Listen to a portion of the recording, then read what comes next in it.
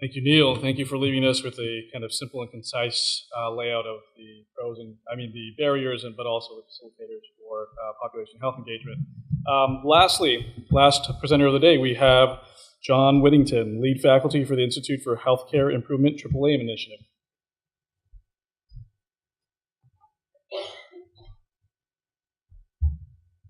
Well, thanks for letting me speak today. Thanks for the work that you're doing, both collectively and individually in the individual writing. We are using it. So we're going to talk about this concept called triple aim.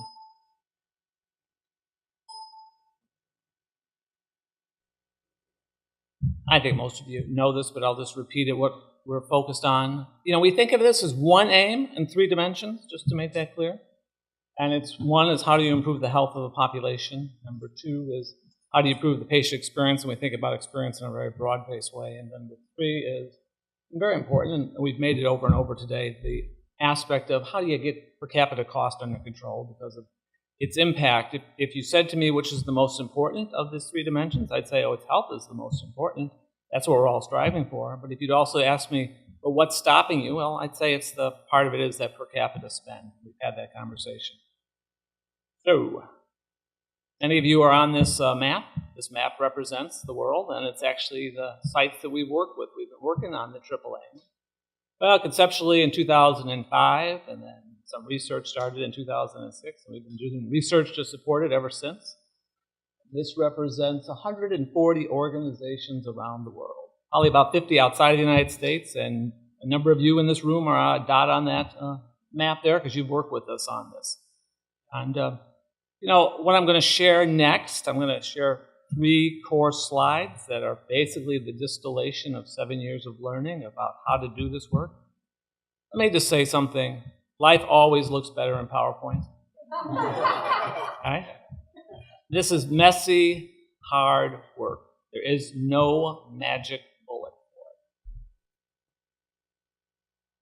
it. So here's slide number 1 that's really important. What we call this is, we use this term foundational setup for population management. So we think, as we've looked at what people do and think about it, let me make another comment too, that when we talk about the triple aim, some of those places are provinces and regions and or communities, and some of those places represent what I call discrete or defined populations.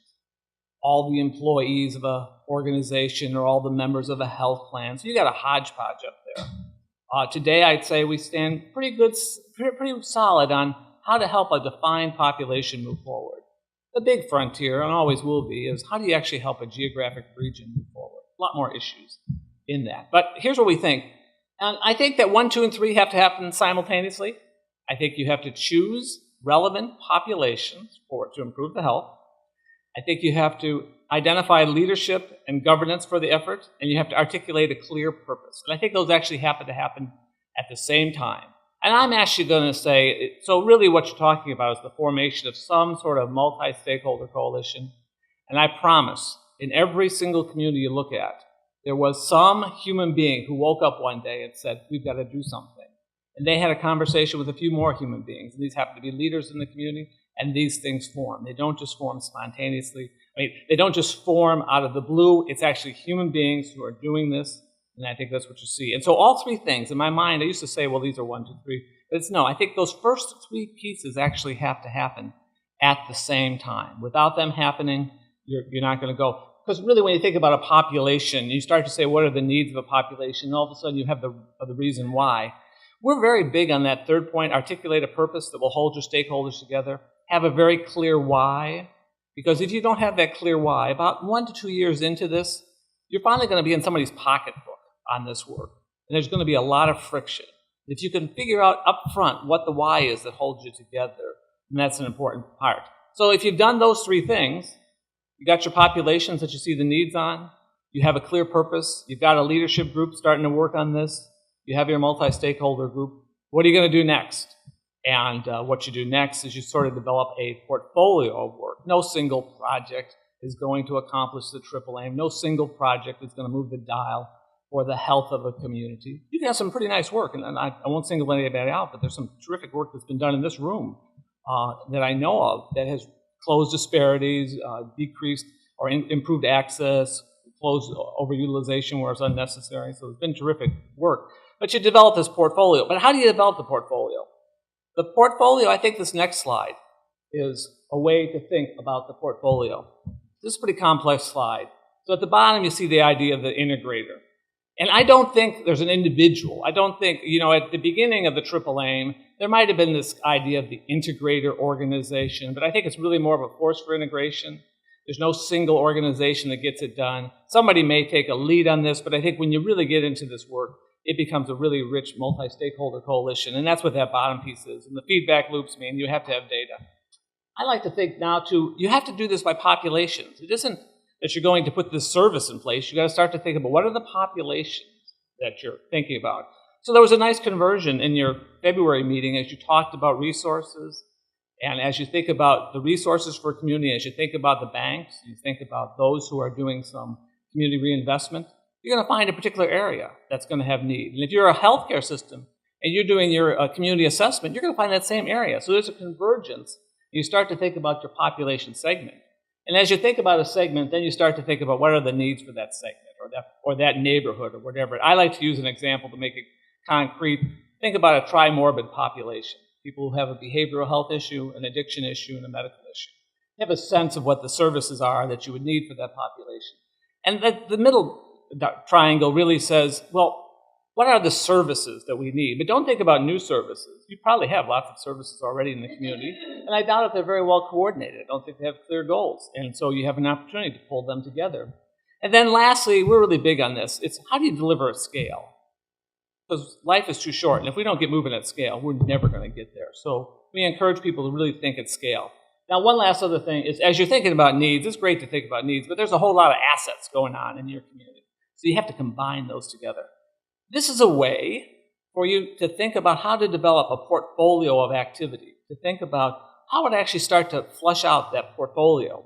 What would be some of the big opportunities we have within our community, our organization, etc. Then really head towards the outcomes. This is the third important slide. This work is not complicated. It's very complex. I use that term very precisely. Therefore, it's like raising children. There's no absolute blueprint for each one. You have to think about this. You have to develop a really strong learning system. So we think you have to have measures. You have to have some explicit theories of how you're going to do this. You have to learn. We're IHI, so we're about big on improvement. So it's how do we learn our way through it? We also think there's a lot to be learned on informative cases. Act for the individual, learn for the population, so that you actually start doing things at an individual level, but then you start seeing principles across the community. You've got to learn during scale up and spread, and then you have to have people to manage the system. Okay, those three slides represent what we think is the heart of what we've been seeing, what we think is a mechanism, if you will, to actually accomplish this work. And then the question is, well, how do employers play a role? Now, before I show you that, I'm going to show you something else. And I got permission to use this. This is a hard hitter. This is one of our multi-stakeholder coalitions that has been working in Pueblo, Colorado. So let me just read it. This is their why statement. This is their purpose statement. Ever-rising healthcare spending weakens Pueblo's local economy, threatens jobs, and has failed to deliver improved health of Pueblo County citizens. Recognize that this multi-stakeholder coalition includes the healthcare organizations. It includes the business, and it really, if you really go back, and I know the history, public health is the one that started this coalition. This combination of increased cost and poor results threatens Pueblo's future by diverting resources from the investment in education and growth. The Pueblo Triple Aim Coalition formed in to respond to these issues.